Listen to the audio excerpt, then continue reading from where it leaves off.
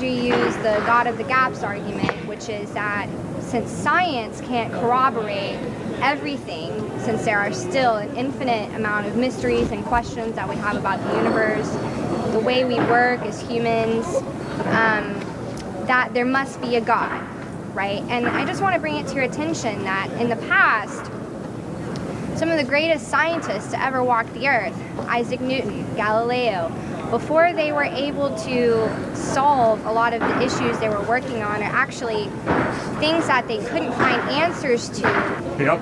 they also had the God of the gaps argument whenever they couldn't find things out. But as time has gone by, we have discovered more and more. And so I feel like there's going to be a point in time in the future in which the God of the gaps argument just doesn't work anymore, because we're going to continually evolve and gain knowledge. So I guess that's separate from the morality issue, which I'd like to touch on later. But what is your idea about that? And I'd also like to make one more comment that science, of course, does not have all the answers. It's a collective body of knowledge. It is history, it is science, it is psychology, which I guess is a form of science. It's sociology, it's all of these things combined. So you can't argue that, sure, science doesn't have all the answers, but there's a collective body of knowledge. Galileo discovered that indeed it's not the Earth that's the center of the solar system, it's the sun. He contradicted the Aristotelian scientists. He did better science than they did. Those Aristotelian scientists were rascals, and they went to the Catholic Church and said there's a heretic out there named Galileo. He's contradicting the Bible. No, he didn't. The Bible never teaches that the Earth is the center of the solar system. Unfortunately, Christians added to the Bible, came up with their own scientific view, and then went after Galileo. Galileo, though, never lost his faith in Christ. He did good science, he read the Bible honestly, and Galileo said, quote, "The Bible tells us how to go to heaven, not how the heavens go." Galileo had great faith in Christ, and he did great science. So, the God of the gaps is a God that doesn't exist. It's a God of the human imagination. And you're absolutely right. As science increases, the God of the gaps shrinks. When you read the Bible for yourself, you will find out that the God who revealed himself by becoming man in Jesus is not a God of the gaps. He doesn't shrink as science increases. I can respect that. But what about once the gap is no longer exists? Because I find that many arguments are within that God of the gaps idea for evidence of God. So once we are no longer ignorant human beings, we are all knowing, then what makes us less than God? Or what reason do we need for a God?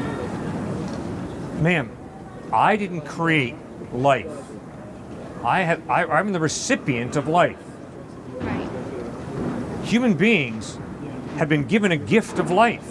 The question is, does that gift of life come from non-life? That's obviously the atheist position. Or does that gift of life come from life, a living being, God? That's obviously a theist position. Ma'am, I hate to tell you, science has nothing to say about that. That's not a scientific question. That's a philosophical question. So philosophically, you're going to have to figure out, is it more reasonable to believe that life comes from non-life, or that life comes from life? Why is it unreasonable to believe that, through time we evolved? You know what I'm saying? Like, why do you have to identify with some type of higher being in order for that to happen? Or why can't there be other options? I mean, why do you limit yourself to that one idea? Well, must be a God. I don't limit myself to that You one stop idea. asking questions. I You do not become stop asking comfortable in questions. that. No way. I'm always asking questions. What I'm saying is that we have the tools, we have the goings-on, the systems within our brain to allow us to make decisions. What I'm saying is there are chemical going-ons in the brain that allow us to act. And our judgment of right and wrong is subjective. There is no objective morality. Right. Morale Good. in itself is subjective Good. and opinionated, Good. based on time and based on your environment and Good. things So we like agree. that. Because there is no God, morality is subjective. It's relative. That's all I've been trying to tell you. And the only way there can be an objective moral is if there is some type of creator who creates that guy with an innate value, creates a value of justice, and if I go up and just smack him in the face because I don't like him, that's evil. Well, the only way that is objectively evil is if there's some type of God who's given him worth and value, created this intangible value of justice, and me by smacking him in the face is doing evil. Do you believe that objective morality exists? Yes, I do. To the root of my being, I am convinced that the abuse of an innocent child is absolutely, always, objectively wrong. And guess what? Well, that's a I matter think of you do. opinion. Of course, I agree, sir. I agree that, You you know... can't, though, if you're going to be consistent with your worldview. No, that's not what I'm saying. You are twisting my words around. What I'm saying is that we all have the choice and we make our own judgments. Just listen to your speech. Our own judgments. One's What own on earth judgment. does that mean? An individual can make his or her own decision How? about what is right and wrong. How do you do Based that? on previous experiences, based on what they told them. My daughter didn't know that it was wrong to pull my hair until I told her, dude, that hurts. Calm down. You know, she learned that that Yes. is wrong. Good, I have taught her that. good. But I would argue there's more to her than that. Sure, come on in. We have a group discussion. I don't understand why not. Well, contributing my question about subjective morality and objective morality, say I believe in the goddess Ishtar, and I am a priestess of Ishtar. I offered to have sex with you to bring you closer to spirituality, bring you closer to salvation. You said, no, that's against what I believe. And I would say, well, are you morally against having sex with me? What would your answer be? Is it spirituality or is it morality? What's the difference between spirituality and morality? Define it for me. As you Well, said. I beg your pardon, I should have made that more clear. That's what I'm asking you. Can you separate a subjective and objective morality from your spirituality? Like, can you honestly say, no, I'm against having sex with you morally, or no, it is just against my spirituality? Well, the point I've been trying to make is that if you believe in the goddess Ishtar, and you tell me that there is moral good and moral evil, I would say you're being intellectually consistent. But if you're going to tell me you're an atheist and there is no Ishtar and there's no Yahweh, there's no Jehovah, there's no Allah, there's no Jesus Christ, you're an atheist, then you've got to acknowledge that morality is subjective. It's just a matter of my opinion. Exactly. Okay? That's exactly correct. That's my point.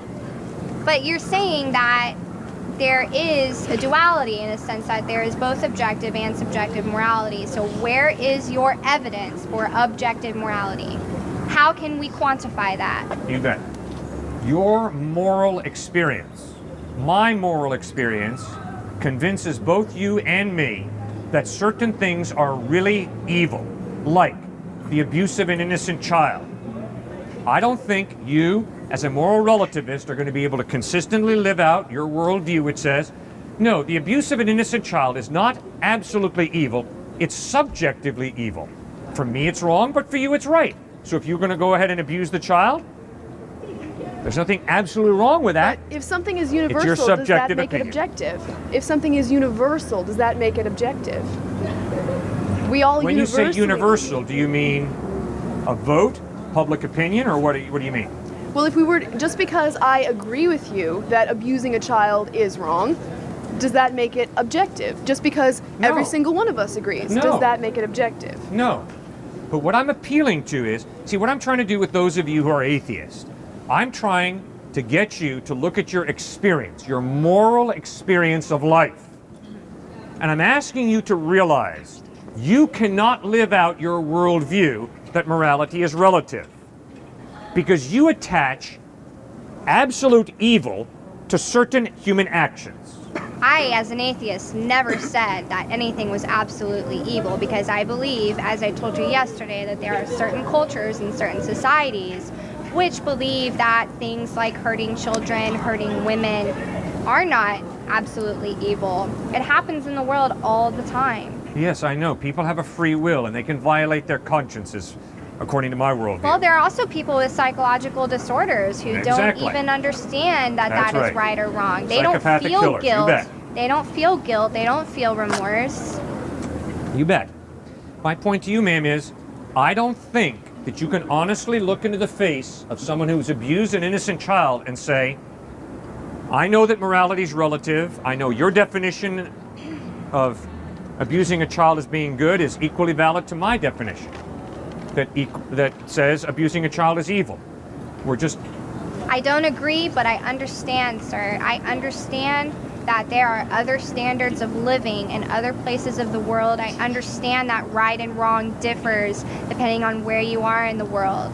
Do I Fine. agree with that? No, but I'm here to tell you that there is not one standard of object morality, and your objective morality is no more valid and important than someone else's. I Now, let me understand. just reiterate, so you don't turn me into a monster, that I don't condone the killing of children. Just want to make that known. You've missed my whole point. Okay, well then say it again in a different way, maybe. You cannot live out your worldview consistently. Your worldview informs you that everything is relative morally.